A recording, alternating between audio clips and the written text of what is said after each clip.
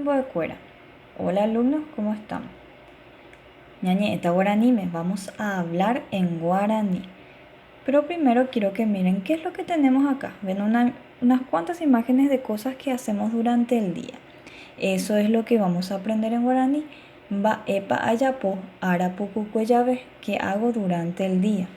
Y vamos a mirar un poco qué es lo que ustedes hacen primero. Se levantan, apag, me baño a yajú, me cepillo, a cepillá, desayuno, a carú, amoñé, cuatía, ajaí, eso es, leo el cuaderno, escribo.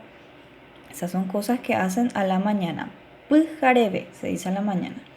Luego llega la siesta.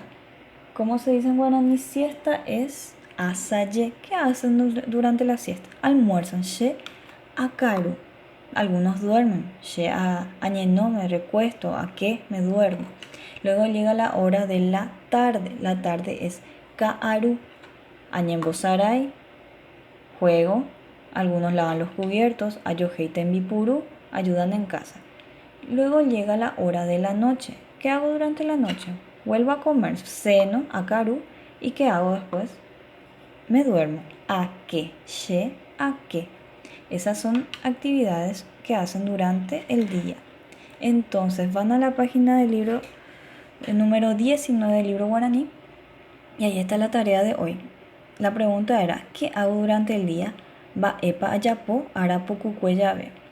Y me van a dibujar qué es lo que hacen durante el día. Ustedes ya vieron. Y van a tratar de decir en guaraní también, así como yo estuve diciendo. Y van a dibujar. Va epa peyapo puijarebe, era a la mañana. Va epa peyapo asaye, a la siesta. Va epa peyapo kaarupe, que hacen a la tarde. Va epa peyapo puijarebe, que hacen a la noche. Peyapota peya, PTI Mojanga y por ahí lindos dibujos de cada una de las actividades durante el día.